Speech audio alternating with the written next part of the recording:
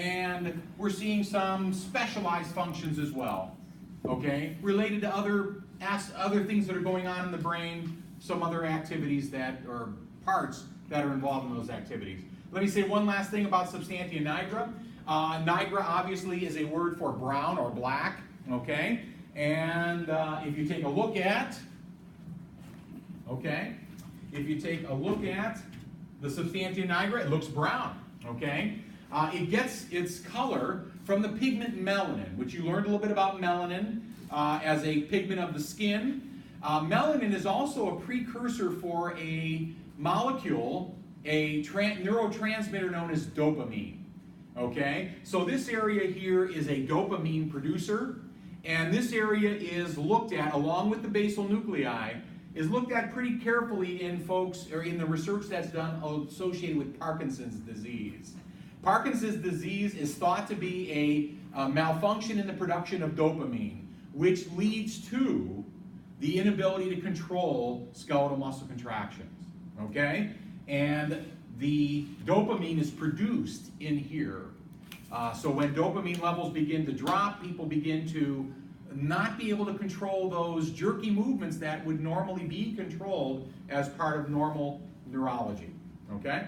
And that's where it is. So I just wanted to point that out to you. All the other parts that we've been talking about are shown here. This is obviously a superior view of the midbrain. I won't spend any more time with it unless you want to know more, okay? But you can see all the parts we've been talking about are all here. Okay. All right, let's get on to, I gotta plug this thing in. It's a good thing I take all those drugs to calm me. Come on now. The old Lou probably would have freaked out by now, but not anymore. The pons is inferior to the midbrain. There isn't a lot to say about it. At one time, it was thought that the pons really had no major function other than a pathway, okay? Other than a pathway, all right? But now it is well understood that the pons does possess nuclei, nuclei which means groupings of nerve cell bodies of neurons. And hopefully you're recognizing when you put a bunch of neurons together, you create a place where integration can occur, where some level of decision making and impulse generation can occur. So there are these things called the pontine nuclei. And what is known about the pontine nuclei is some involvement in this thing here, which I'll tell you about in a second, and some involvement in setting the pace of respiration. The other day I told you that the lower portions of the brain, particularly the brainstem, they have a big role to play in autonomic function, in basically running the body, but they're more pace setters than major integrators, okay? And that's what we have here. In addition to what's happening in the medulla oblongata with its respiratory centers, the pons plays a role.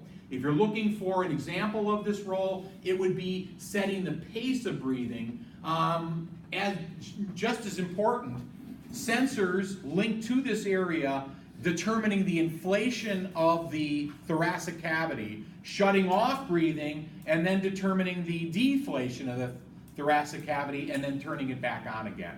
So, cycling muscles in order to do breathing, okay? That's what lower brain centers do. Can the higher brain center override? Absolutely. I can breathe as deep as I choose. I can stop breathing for a while if I choose, okay? These lower centers are more behind the scenes. I don't really have to think about. What is the reticular formation? I don't know if you've read about it. Maybe you've had some DSM questions on it, okay? It's a complicated matter. A lot of the central portion of the brain is all referred to as areas that control movement. But there is one other aspect to the reticular formation. One of the reasons why it's not, let's say, talked about separately when you talk about cerebrum or when you talk about brainstem is that its nuclei and tracts are actually part of three different portions of the brain. The reticular formation is spread out over three different portions of the brain: brainstem, diencephalon, and cerebrum. The reticular formation, among other things, keeps the cerebrum active when there are stimuli in the area. This is why, if you end up teaching, or giving presentations, don't do it in a dark room.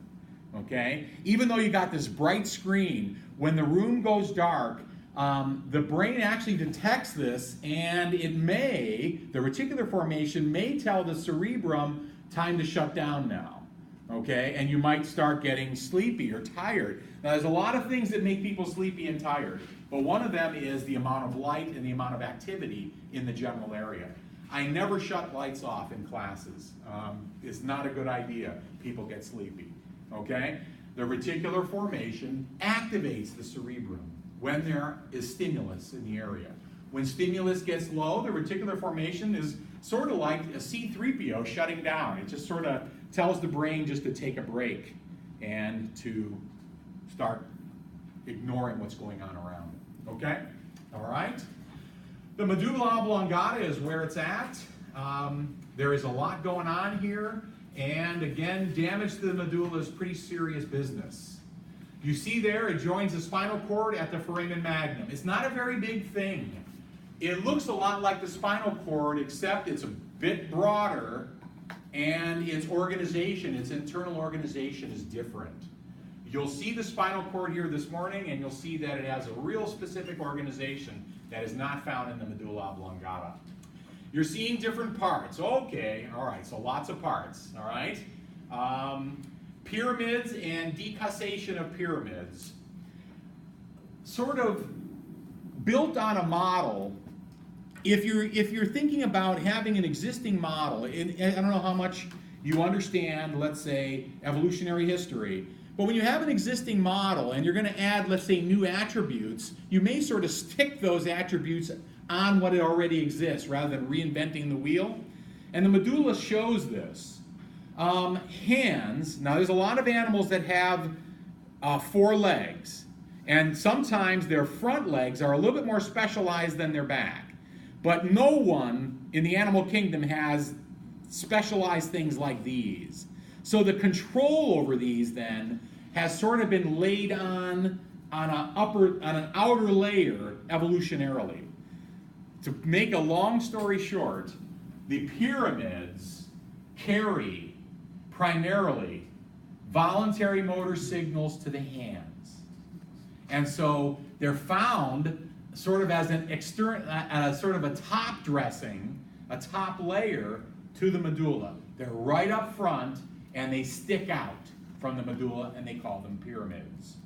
The decussation of the pyramid says that this is a very common place where motor signals will cross over, okay? And that's what decussation means, all right? So that's what the pyramid is all about, and it is going to be more pronounced in human beings because of the impulses that are carried by the nerve tracts of the pyramids.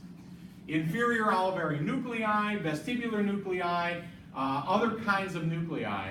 In the brainstem, we see groupings of neurons, and they're called nuclei, and they usually are associated with one of the cranial nerves, but not always. Okay? Let me tell you a little bit about this one right here. The vestibular nuclei, and whenever you see this word, you should start thinking that the vestibule is where we have the apparatus that tells the body what position it is in. Okay? It tells the body what its head position is. So vestibular nuclei then are collecting this information about head position and then sharing it with other parts of the body.